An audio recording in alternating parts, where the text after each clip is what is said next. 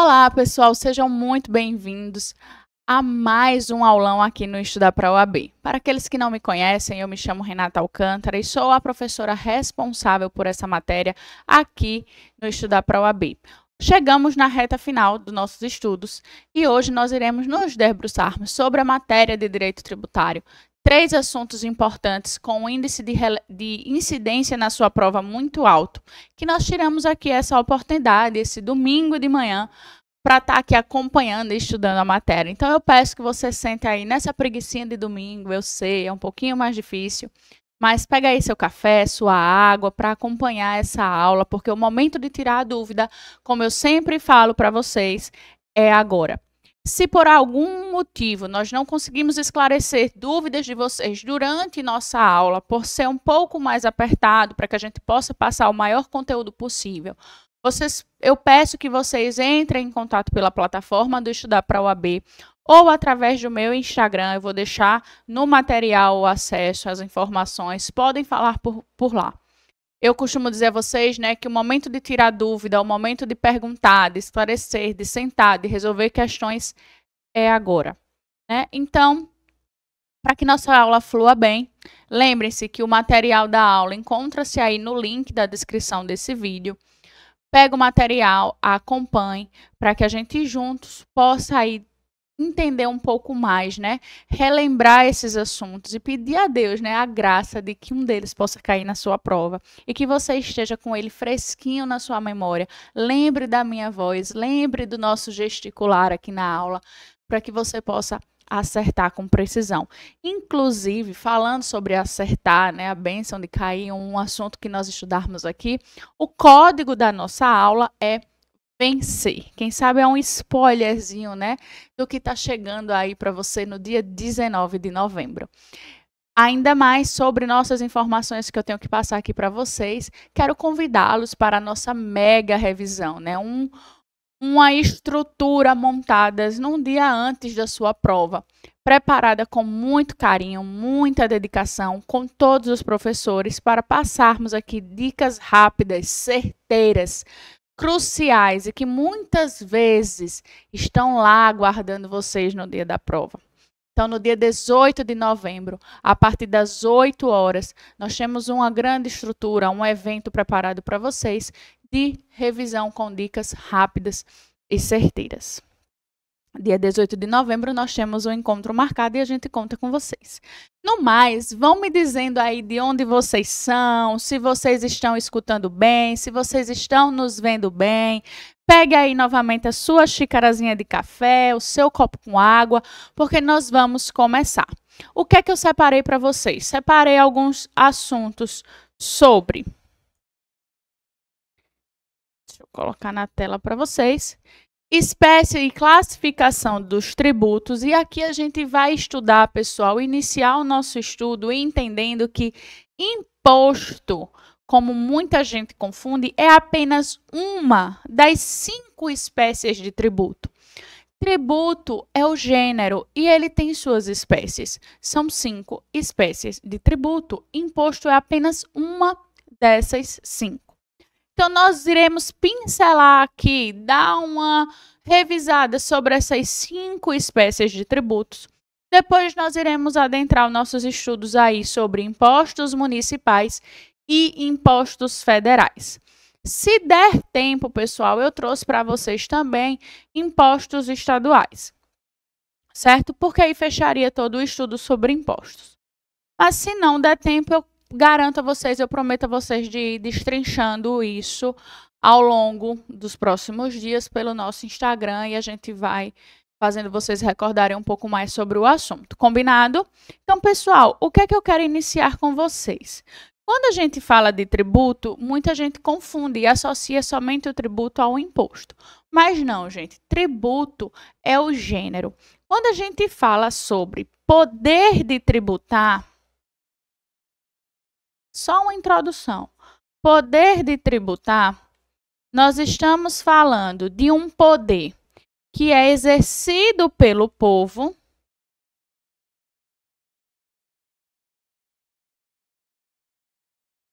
mas é feito pelo Estado.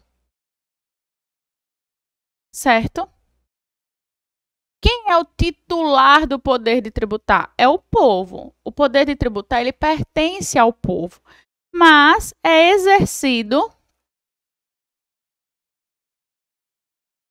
pelo Estado. E o que é o tributo, pessoal? Nessa relação entre poder de tributar, que envolve povo e Estado, o que é o tributo?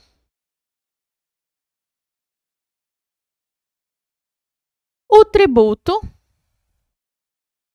entra aqui como a arrecadação financeira, a arrecadação de recursos financeiros arrecadados pelo Estado, e Estado aqui a gente está falando no sentido amplo, né, dos entes federativos, com o intuito de custear as nossas despesas sociais, custear as nossas despesas públicas. Então, o tributo, pessoal, ele é o objeto, é a finalidade desse poder de tributar. É o recurso arrecadado pelo Estado, e aqui a gente fala Estado como ente federativo, né? Estado, município, União e Distrito Federal. Ele arrecada o tributo e esse tributo tem o objeto, tem a finalidade de custear despesas. Despesas públicas, despesas genéricas, né? Despesas aí para sustentar o nosso Estado, para custear nossas despesas estatais, nossas despesas públicas. E aí a gente traz no artigo 3º o conceito de um tributo. O que é o tributo? E aí o próprio conceito do Código Tributário Nacional, trazido lá no artigo 3º, e olha que é uma ressalva porque geralmente não se traz conceitos no nosso código, mas o legislador ele se preocupou nesse aspecto. Ele diz que tributo é toda prestação pecuniária compulsória em moeda ou cujo valor nela se possa exprimir, que não constitua uma sanção por ato ilícito, não é uma punição para ninguém, né? É uma prestação em dinheiro, é uma prestação obrigatória, em moeda ou cujo valor nela se possa exprimir, que não constitua sanção de ato ilícito, é instituída por meio de uma lei, é necessária uma lei, e cobrada mediante uma atividade administrativa plenamente vinculada. Essas são as características de um tributo. O tributo aqui como objeto desse poder de tributar, né? A finalidade desse poder de tributar, que é pertencente ao povo, exercido pelo Estado, o Estado aqui como ente federativo, que tem como objetivo e finalidade custear, né, esses valores, esses tributos para custear suas despesas estatais, arrecadar o tributo para custear essas despesas públicas, né? A gente precisa manter a máquina do Estado funcionando. Vocês têm noção do quanto a gente tem de despesas públicas. Então, para manter a engrenagem funcionando, é necessário de um recurso financeiro. E esse recurso financeiro é arrecadado mediante esse poder de tributar, é arrecadado o tributo para custear essas despesas públicas. Perfeito? Tributo, prestação pecuniária, obrigatória, compulsória, em moeda ou cujo valor nela se possa exprimir, que não constitui uma penalidade, uma sanção pelo cometimento de algo ilícito. Não, o tributo é algo lícito, permitido por lei, porque é instituído por lei e cobrado mediante uma atividade administrativa plenamente vinculada. Quais são as espécies? O nosso ordenamento trabalha com a teoria pentapartite. Nós temos aí 5 espécies de tributo: imposto, taxa, contribuição de melhoria, contribuições especiais e os empréstimos compulsórios. São 5 espécies de tributos. Renata, o tributo é só o imposto? Não. O tributo é um imposto, é a taxa, o tributo é a contribuição de melhoria, o tributo é a contribuição especial, são os empréstimos compulsórios. Esses 5 elementos formam um tributo, são espécies do gênero tributo, certo? O imposto é o mais conhecido, talvez o mais importante que nós temos aí dentro dessa espécie de tributos previstas no nosso ordenamento jurídico.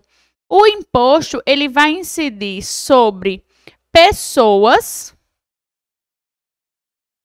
que revelem riqueza em razão de uma capacidade econômica.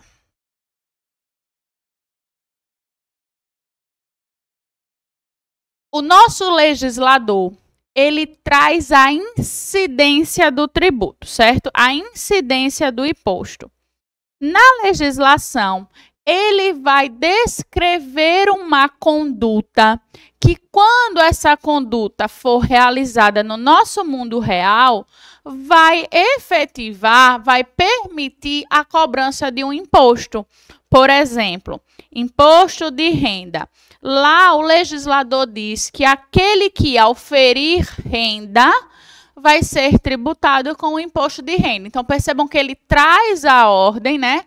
Traz a ação, traz a conduta de incidência na legislação, que quando a gente materializa, concretiza no mundo real, essa norma de incidência que está apenas como uma hipótese prevista na lei, nós, aquele que está tendo capacidade econômica, né, que está revelando sua riqueza, mostra que ele tem ali a possibilidade de pagar um imposto. Então, ele vai ser tributado com o imposto de renda. O valor arrecadado dos impostos, Renata, vai para onde? Ele vai, gente, lembra que a gente viu o tributo, a finalidade do tributo? O imposto arrecadado, ele vai para custear essas despesas genéricas, ordinárias, previstas ali, não tem uma destinação específica. O imposto é arrecadado para custear essas despesas que a gente tem habituais, certo? Nós vamos ver um pouco mais sobre as taxas, vamos ver um pouco mais sobre as contribuições de melhoria, as contribuições especiais e os empréstimos compulsórios. Vamos dar ali uma pincelada sobre as suas principais características. Como nós vimos, o imposto é uma imposição compulsória. O próprio nome, pessoal, já diz imposto, é algo impositivo. Se fosse, a gente tem um professor que costuma dizer assim, que se fosse um pedido, né? Se imposto fosse um pedido, você certamente não contribuiria por livre e espontânea vontade. A gente paga o imposto com raiva, a gente paga um imposto porque nós somos obrigados. Ele costuma dizer que, gente, se o Estado fosse bonzinho e dissesse assim, pô, fulano, Gabriel, Carlos, Maria, se fosse possível, ajude para custear as despesas do Estado, saúde, educação. Você faria de livre e espontânea vontade, contribuiria com uma porcentagem do que você recebe, da sua riqueza, do seu patrimônio, para custear com essas despesas estatais? Provavelmente não temos pessoas ainda assim tão evoluídas, né, para que de livre e bom grado faça essa intenção. Então, por isso que o imposto é algo compulsório, é obrigatório. A partir do momento em que você pratica o fato gerador de um imposto, você é obrigado a contribuir com esse pagamento. Incide sobre situações em que pessoas revelam riqueza. É o que nós vimos sobre a demonstração dessa capacidade econômica. Serve para custear despesas genéricas, ordinárias, habituais do nosso Estado. O imposto ele não tem uma destinação específica. Ele vai ser arrecadado para custear outras coisas. Por exemplo, eu pago o IPVA do meu carro todo ano. Então, poxa, se eu pago o IPVA do meu carro, eu exijo que as ruas que eu trafegue sejam ruas conservadas, sejam pistas bem tratadas, limpas, o que os motoristas costumam dizer de tapetes. Não é isso? Mas, gente, o IPVA, que é um imposto estadual, o valor que é arrecadado pelo IPVA, ele não tem uma destinação específica. Os impostos arrecadados, impostos estaduais, federais, municipais, impostos de competência do Distrito Federal, eles servem para custear despesas genéricas. Não é porque eu estou arrecadando o IPVA que eu vou destinar o valor dele para a conservação das vias públicas. Não necessariamente. O valor do IPVA, assim como o valor do ITBI, do ITCMD, do II, do IE, do IOF, do IPTU, impostos estaduais, federais e municipais, são arrecadados para custear despesas genéricas. Despesas com saúde, educação, transporte, moradia, lazer. Genéricas, não tem uma destinação específica, diferente de uma outra espécie de tributo que nós iremos ver a seguir. Combinado? Principal espécie da Receita Pública. É a mais conhecida, é a principal que nós temos, a mais importante, talvez, do gênero tributo são os impostos. Não dependem de uma contraprestação estatal. Volto ao exemplo do IPVA. Se eu pago o IPVA, o Estado ele não tem a obrigação de me dar uma via pública conservada. Vejam aqui, pessoal, não tem obrigação entre aspas. Eu estou falando assim, não pago o IPVA para, em contrapartida, o Estado me dar um tapete para eu andar, certo? Não é essa a obrigação. Por quê? Porque a finalidade do imposto, o valor arrecadado com o imposto, ele serve para custear despesas genéricas, ordinárias. Eu não faço como a taxa que exige da pessoa, do Estado, que ele cumpra um ato específico de fiscalizar, por exemplo. É necessário que haja a fiscalização para poder me gerar a obrigatoriedade de eu pagar uma taxa, certo? Aqui no imposto não é necessário que haja essa contraprestação estatal. Novamente relembrando, contraprestação estatal, quando eu falo aqui Estado, estou falando no sentido maior, abrangente. Estado como ente federativo.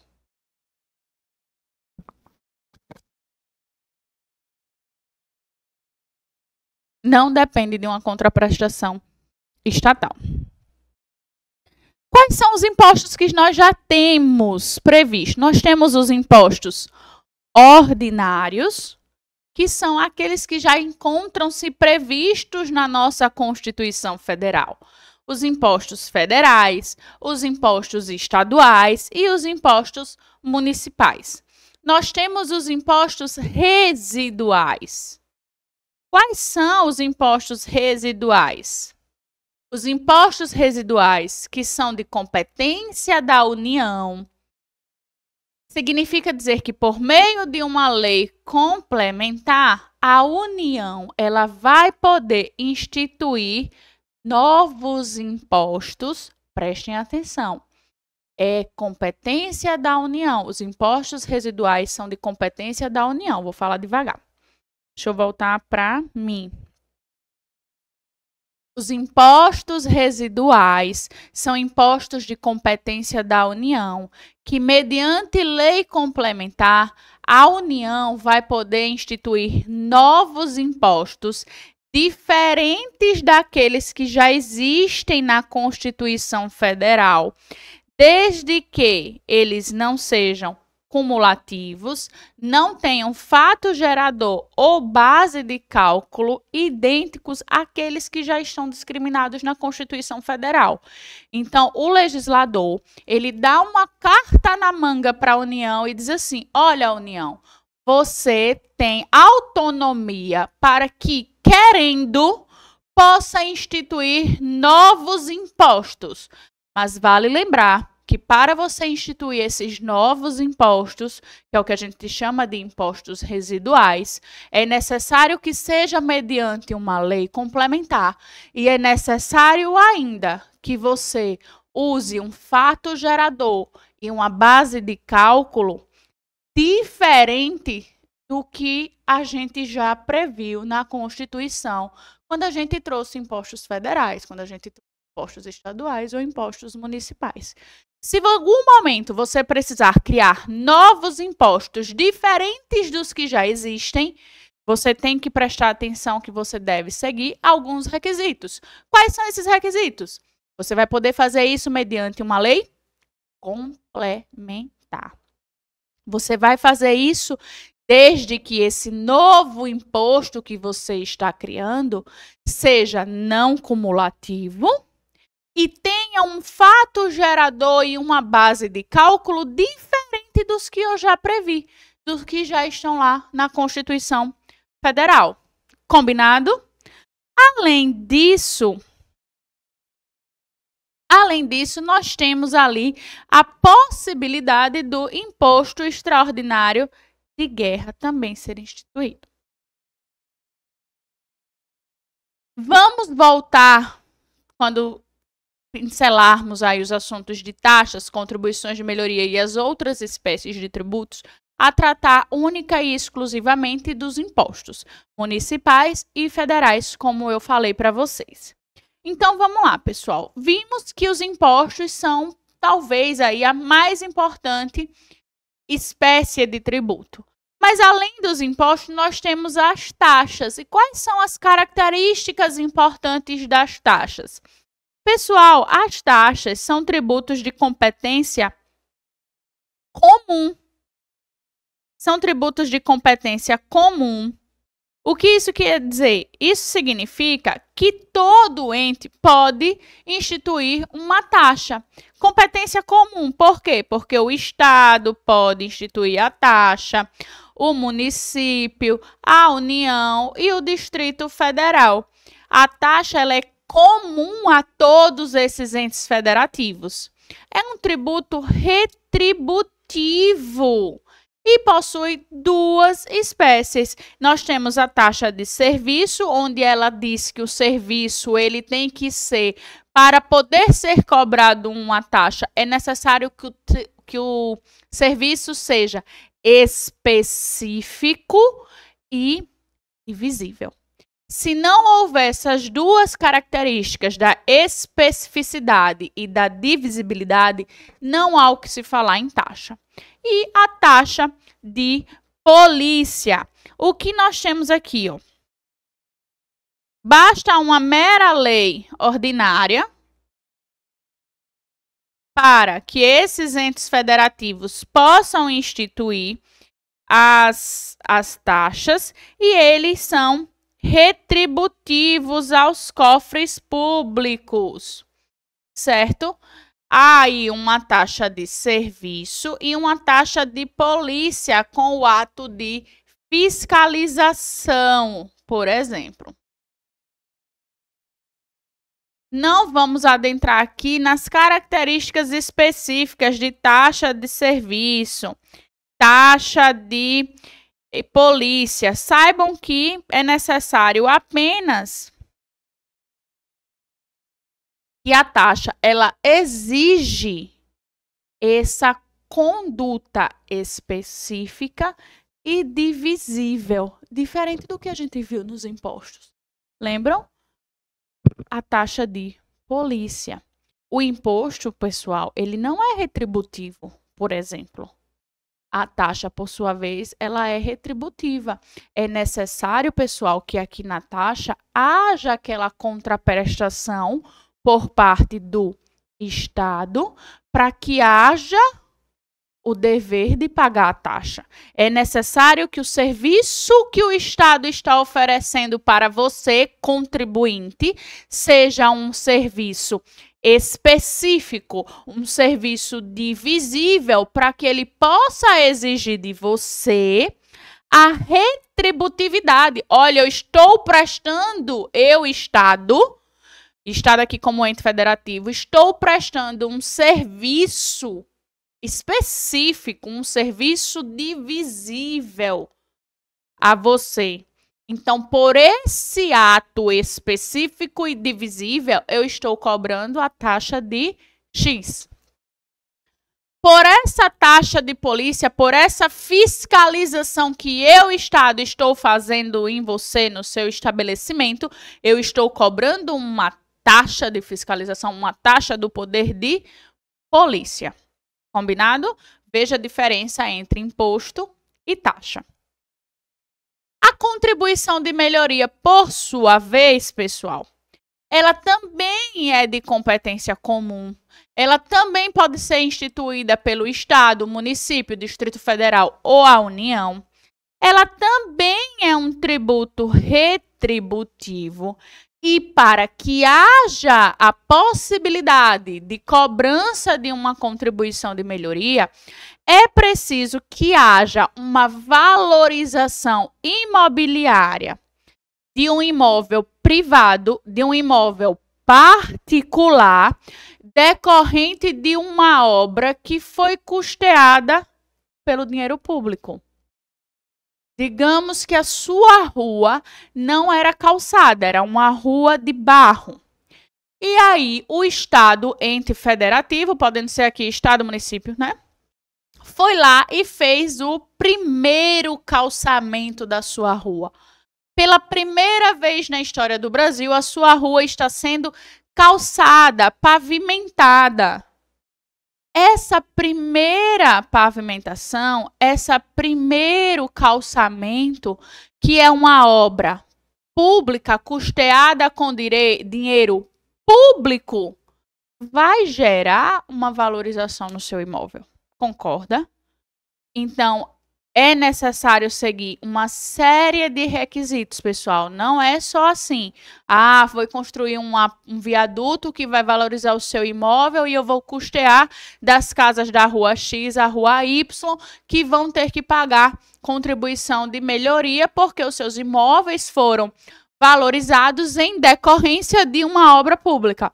Não é assim. É necessário seguir uma série de requisitos previstos lá no artigo 81 e no decreto, para que possa haver a possibilidade. Mas, de um modo geral, para que você entenda a contribuição de melhoria, ela vai incidir quando houver essa valorização imobiliária de um imóvel privado em decorrência de uma obra que foi custeada com dinheiro público. Os empréstimos compulsórios, uma quarta espécie aí de tributo, muito cobrado na sua prova. Empréstimo compulsório é um assunto que a gente consegue entender com bastante tranquilidade. O empréstimo compulsório, pessoal, é um tributo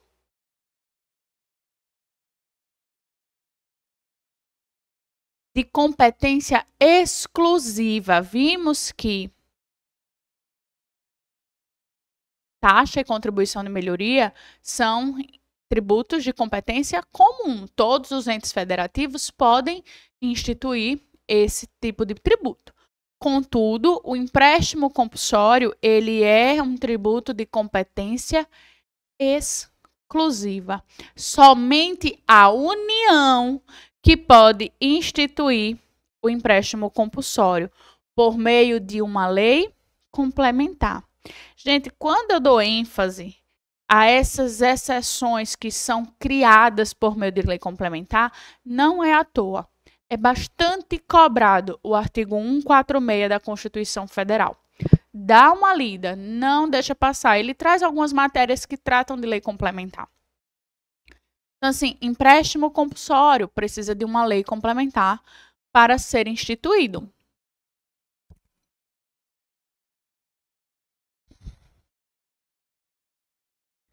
Criado por meio de uma lei complementar. Uma dúvida que pode cair na sua prova. Não está aqui no slide, então preste atenção. Eu posso instituir empréstimo compulsório por meio de uma medida provisória, famosa MP.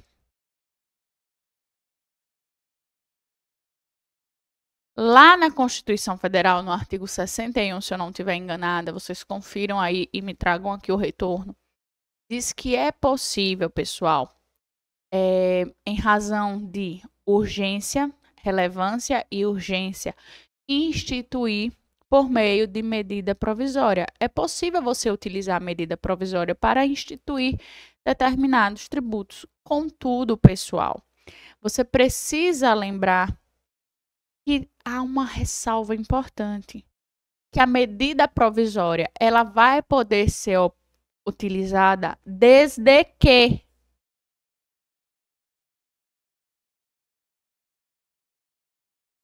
não seja matéria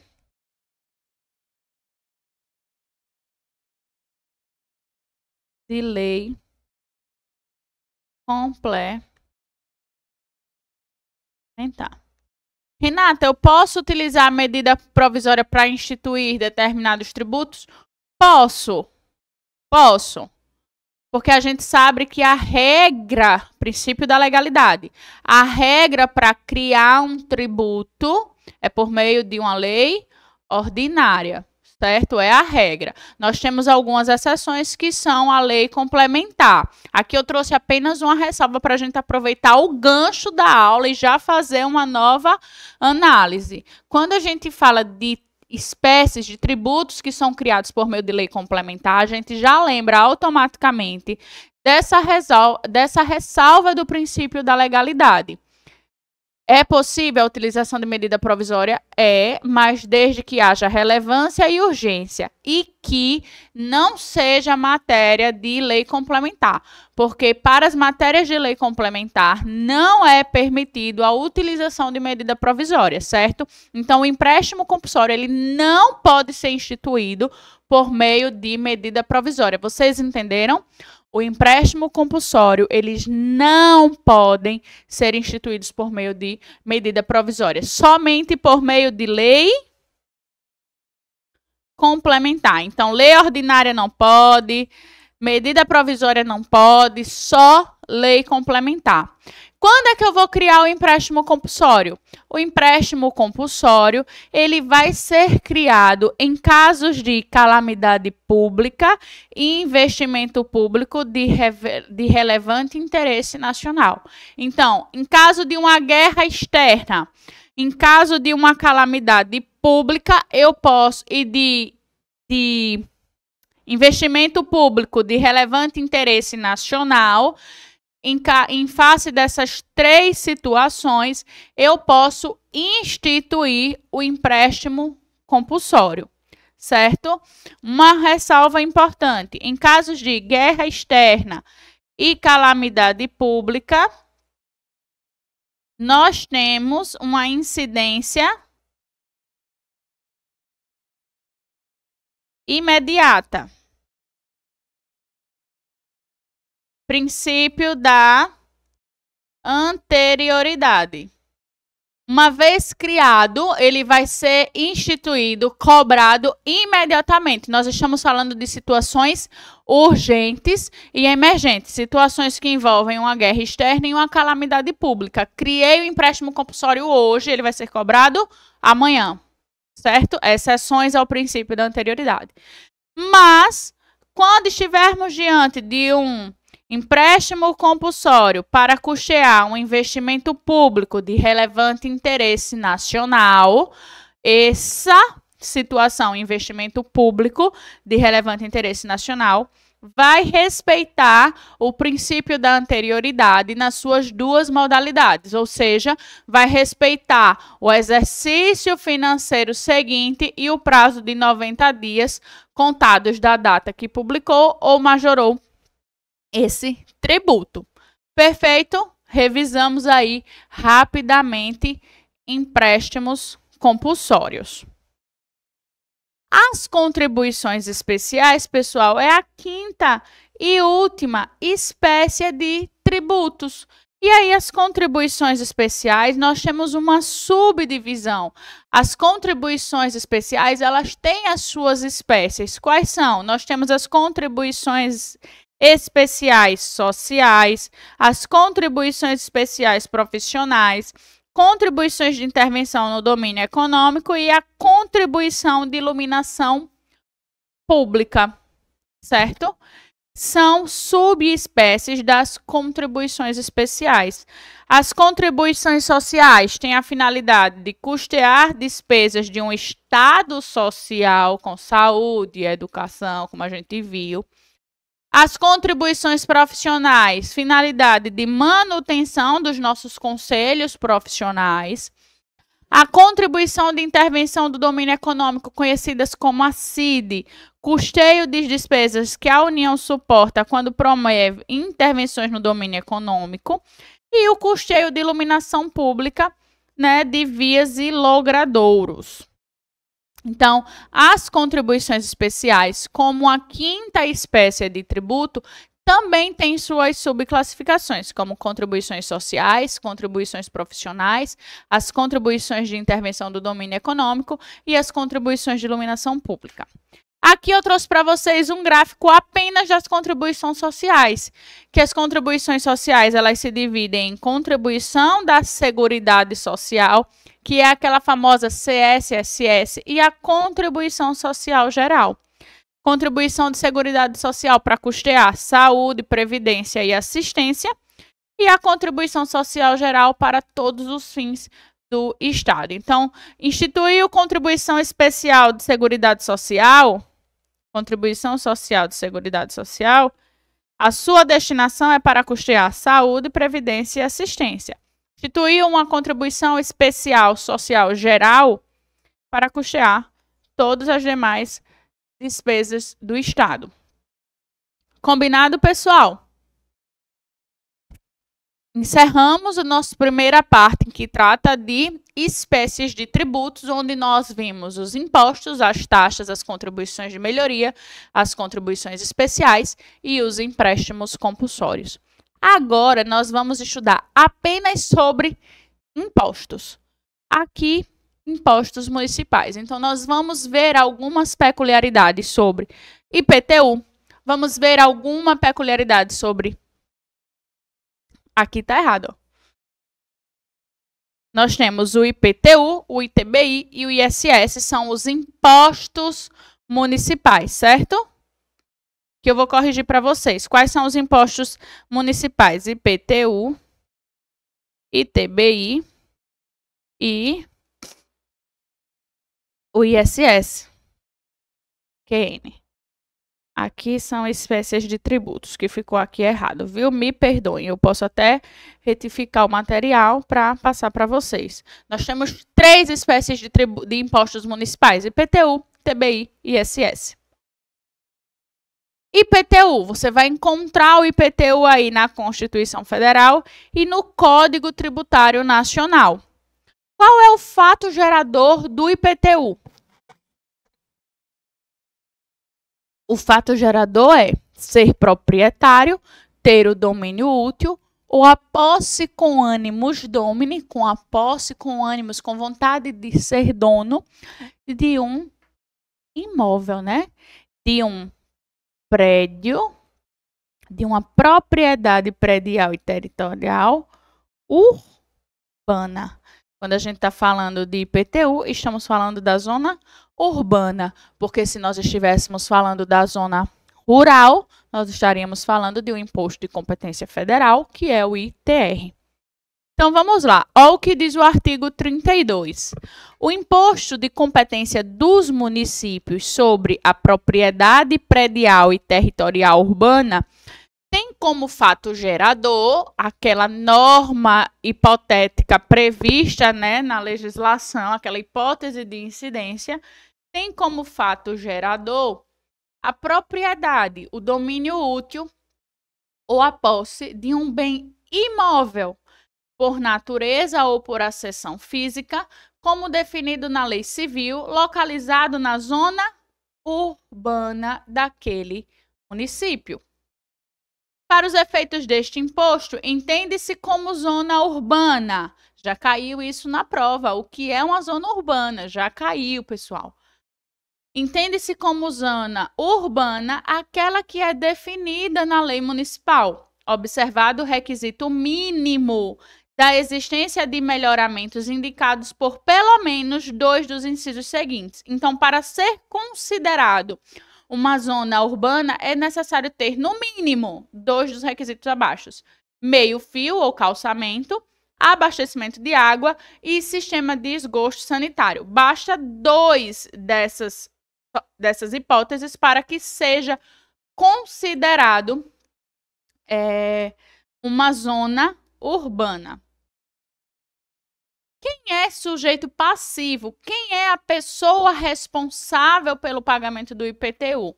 Vai ser o proprietário, né, deste imóvel, o titular do domínio útil ou o possuidor com animus domini.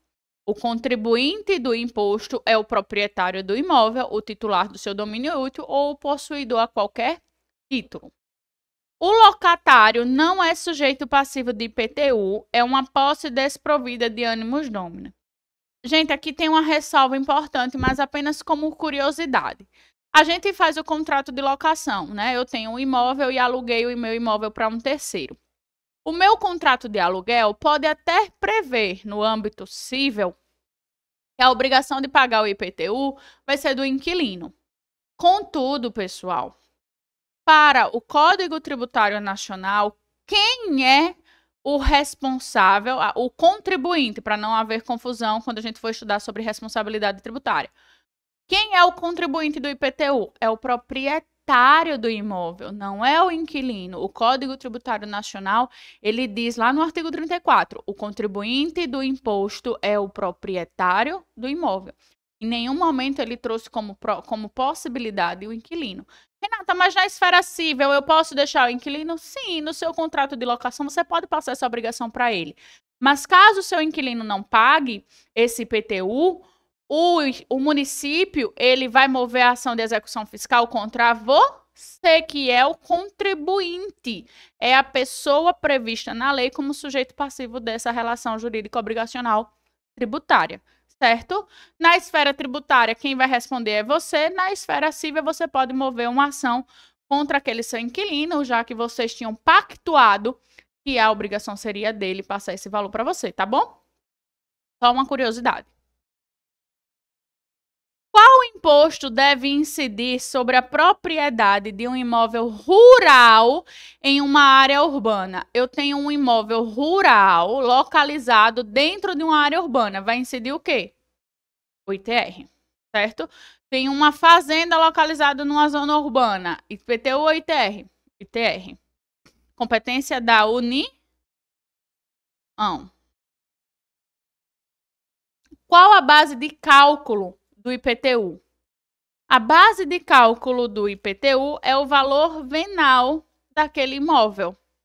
Na determinação da base de cálculo, não se considera o valor dos bens móveis mantidos em caráter permanente ou temporário no imóvel para o efeito de sua utilização, exploração, aformoseamento ou comodidade. Pessoal, o que você precisa levar para a sua prova? Base de cálculo do IPTU. O IPTU vai ser calculado com base em quê? O que é que ele leva como parâmetro para o cálculo do IPTU? O valor venal deste imóvel. Certo?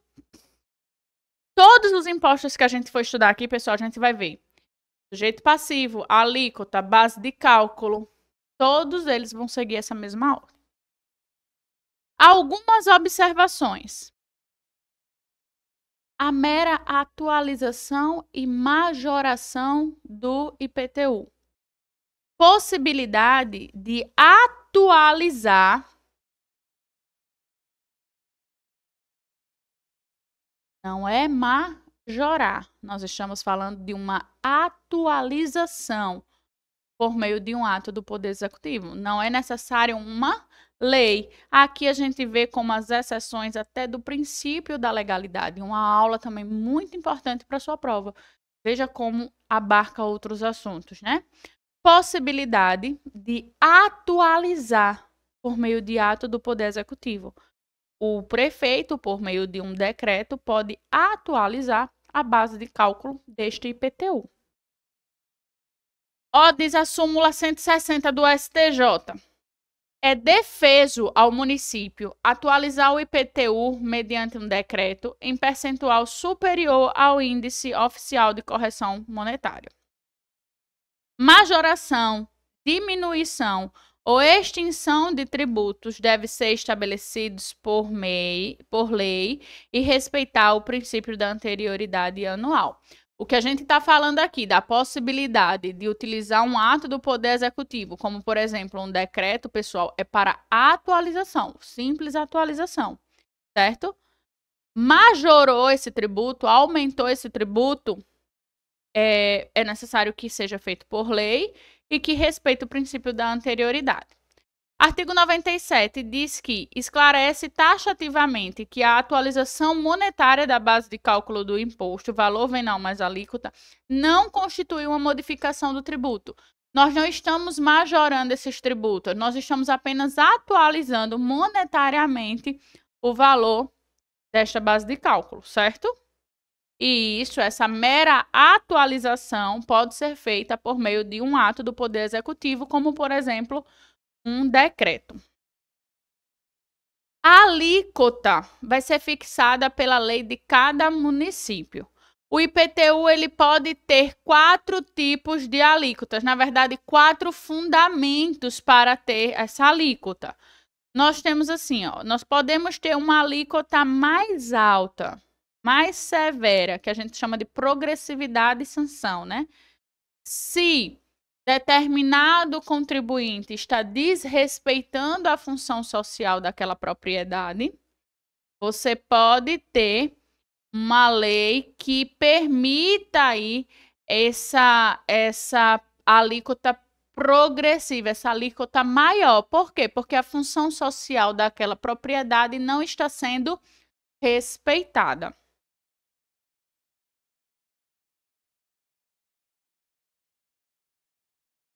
IPTU, e aí a gente traz algumas imunidades. Nós sabemos, pessoal, que algumas pessoas são imunes